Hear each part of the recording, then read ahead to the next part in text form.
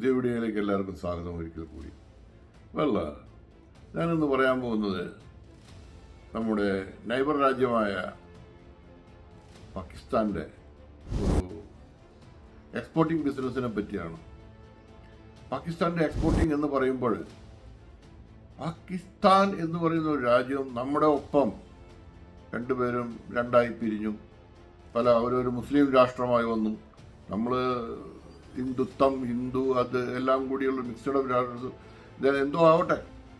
ഇപ്പം ഇന്നത്തെ അവസ്ഥ വെച്ച് കഴിഞ്ഞാൽ നല്ലതാണോ ബുദ്ധിപരമായ നീക്കമാണോ എന്താണെന്നുള്ളത് ജനങ്ങൾ തീരുമാനിക്കട്ടെ.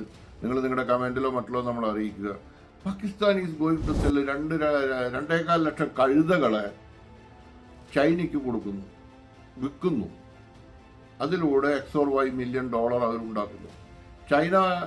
ചൈനയ്ക്ക് ഇത് മാത്രമല്ല, കൂടാതെ പട്ടികളെയും കൊടുക്കുന്നു.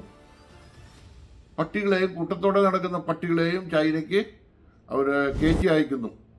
പട്ടീനെ അവർ ഇറച്ചിയായിട്ടും അതിൻ്റെ ഡോങ്കിയുടെ ആയാലും തൊലിയായിട്ടും അതിൻ്റെ ബാഗ് ഉണ്ടാക്കുന്നതിനും മറ്റുള്ള ലെതർ നിർമ്മാണത്തിലേക്കുമായി ഉപയോഗിക്കുന്നു. കൂടാതെ ട്രഡീഷണൽ ടെക്നോളജി ഉപയോഗിച്ചുകൊണ്ട് China is going to make a medicine out of the things. ഇതിൻ്റെ എല്ലാതിൻ്റെ സ്കിന്നിൻ്റെ അടിയിലുള്ള ലെയറിൽ നിന്നും there is some sort of a medicine they are ഉൽപ്പാദിപ്പിക്കുന്നു എന്നാണ് പറയപ്പെടുന്നത്. അത് എത്രത്തോളം ശരിയാണോ എന്താണോ എന്നുള്ളത് നമുക്ക് അറിഞ്ഞുകൂടാ. പക്ഷെ എന്തായാലും ഒരു കാര്യം സത്യമാണ്, ഡോങ്കിയെ എക്സ്പോർട്ട് ചെയ്യുന്നു എന്നുള്ളതാണ്. അപ്പോൾ പാകിസ്ഥാനിൽ തന്നെ പലരും ചോദിക്കുന്നുണ്ട്, നമ്മൾ രണ്ടുപേരും ഒരുമിച്ച് പിരിഞ്ഞു, ഇന്ന് ഇന്ത്യ എവിടെ എത്തിയിരിക്കുന്നു? നമ്മളൊരു മുസ്ലിം രാജ്യമാണ്, ഒരു ആറ്റം ബോംബ് പിടിച്ചിരുന്നാൽ മതിയോ?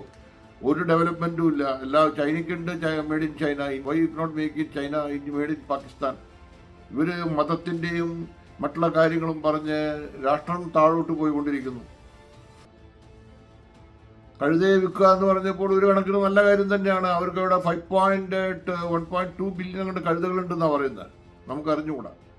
അപ്പോൾ ഇത്തരം കഴുതകളുള്ള സ്ഥലത്ത് അതിനെ എങ്ങനെയെങ്കിലും വിറ്റ് ക്യാഷാക്കാൻ പറ്റുന്ന അവർ അതിനെ ഇറച്ചിയായിട്ടോ മറ്റുള്ളവർക്ക് ഭക്ഷണ പദാർത്ഥങ്ങളായിട്ടോ അതിൻ്റെ സ്കിന്നിൽ ലെതർ മറ്റുള്ള കാര്യങ്ങളായിട്ട് ചൈന നമുക്കറിയാമല്ലോ, അവരെന്തെങ്കിലുമൊക്കെ വെറുതെ ഒന്നും വേസ്റ്റ് ആക്കില്ല, അവർ യൂസ് ഇല്ല.